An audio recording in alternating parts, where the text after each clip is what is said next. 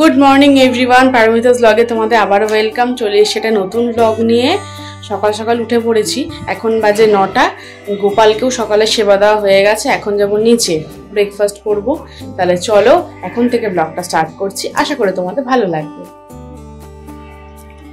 এই যে গোপাল উঠে গেছে ঘুম থেকে, উঠে হাত মুখ মুছিয়ে গোপাল এখন খাচ্ছে।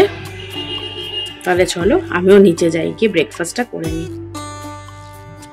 এই মাত্র বাড়ি এলাম, আজকে আর জিমে যেতে পারিনি। মার কাছে হঠাৎ শুনলাম কাকার শরীরটা খারাপ হয়েছে, ওই জন্য তাড়াতাড়ি করে ডাক্তারখানায় নিয়ে গেছিলাম কাকাকে। সেই ডাক্তার দেখিয়ে কাকাকে বাড়ি পৌঁছে এই বাড়ি এলাম। এখন বাজে 12:30, পৌনে 1 বেজে গেছে।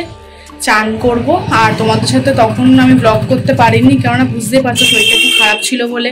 আর প্রচণ্ড বৃষ্টিও হচ্ছিল, রিক্সা করে গেছি এসছি, আর বৃষ্টিতে ফোন বার করবো, ফোন যদি ভিজেও যাবে। আর যেহেতু কাকার শরীরটাও ভালো না, তো ওই জন্য আমি তখন ব্লগটা কন্টিনিউ করতে পারিনি। আমি সবে বাড়ি এলাম, এখন চান করব, পুজো করব। তাহলে চলো চানটা করে আসি।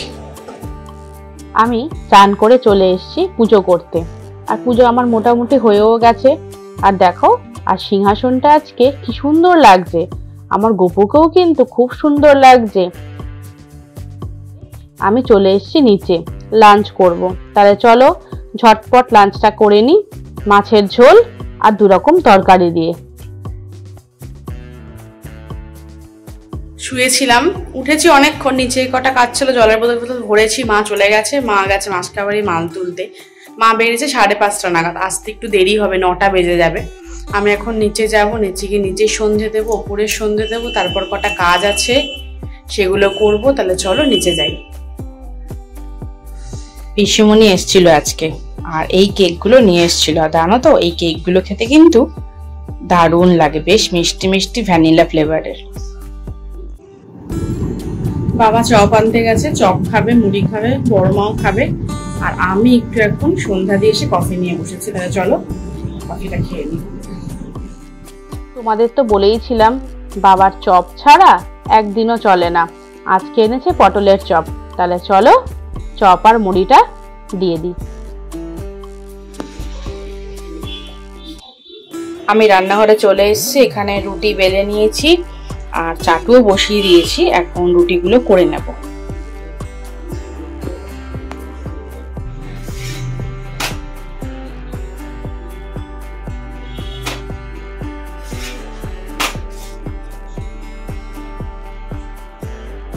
রুটি করে আমি চলে এসেছি ওপরে আমার ছোট্ট ছোট্ট গাছগুলোকে জল দিতে। আর 2 দিন ধরে তো সেরকম বৃষ্টি হচ্ছেও না, তাই এখন ভালো করে একটু বেশি করে জল দিয়ে দিই। আর দেখেছো তো পাতাগুলো কিরকম হলুদ হলুদ হয়ে গেছে। আর পাতা হলুদ হয়ে গেলেই না আমার চিন্তা হয়, এই বুঝি গাছটার কিছু হলো। ওই জন্য তাড়াতাড়ি গাছে জলগুলো দিয়ে নিই। চলো, এখন 9টা বাজে, সব রুটি ফুটি করা হয়ে গেছে, গোপালকে শোয়ানো হয়ে গেছে।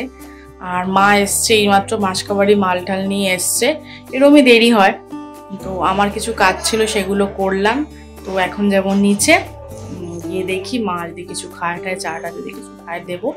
তাহলে চলো নিচে যাই। আর আমার এরম লাগছে কারণ আমার প্রচণ্ড গলা ব্যথা, আমি বেশি জোরেও কথা বলতে পারছি না, খুবই গলা ব্যথা করছে।